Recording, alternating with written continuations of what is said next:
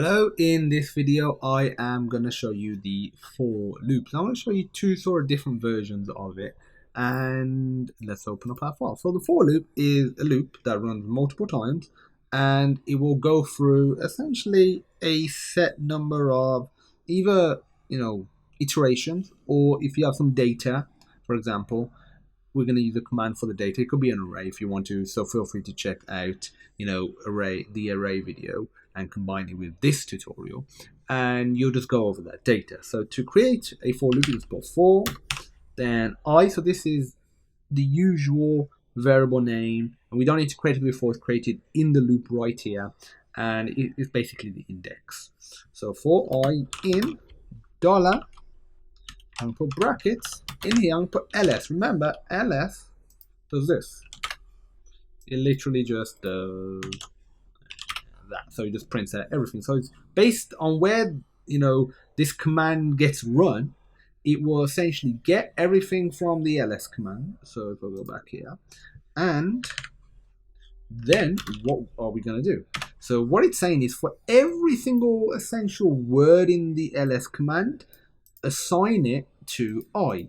So this is going to be pretty darn cool. So I'm going to say echo $i. Then I'm going to say done, and that's it. So all of the code for the for loop goes in between here. I've only got one line, but you can put multiple. And now if we run this, there we go. As you can see, it gets through every single word, or basically until it hits a space, and it prints out. So that's pretty cool. We could put -l here. Remember, that's the optional parameter for an advanced listing. And if we do that now, look, we get all the other stuff like write permissions and time change, all of that other cool stuff. Okay, so that's one type of loop. Another type of loop that we can do, so let me just comment this out, is another type of loop that we can do is like this. So for, so this is very much like a C, C++, Python, PHP, JavaScript, Java style loop. So we'll say for I in, then you put this little character. I think it's called the tilde. I think so. Might be mistaken. And you put seq. So this is stands for sequence. I'm gonna say 1 to 25. I think you can guess what this is gonna do. And put the keyword do. I'm going to echo out $i. And now you might be thinking, what's I going to be now? So if I run it, I is just 1 to 25, and you can probably see it starts at the first number, ends at the second number.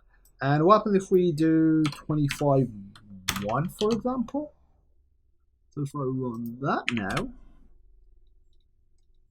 it does not work. So make sure you do it in ascending order. If you want something slightly different, I would recommend taking a look at the while loop.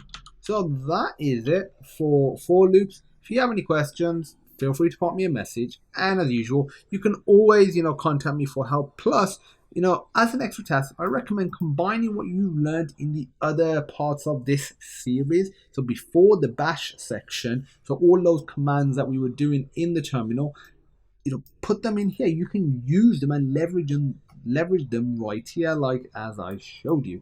So any questions, pop me a message, and yeah, see you soon.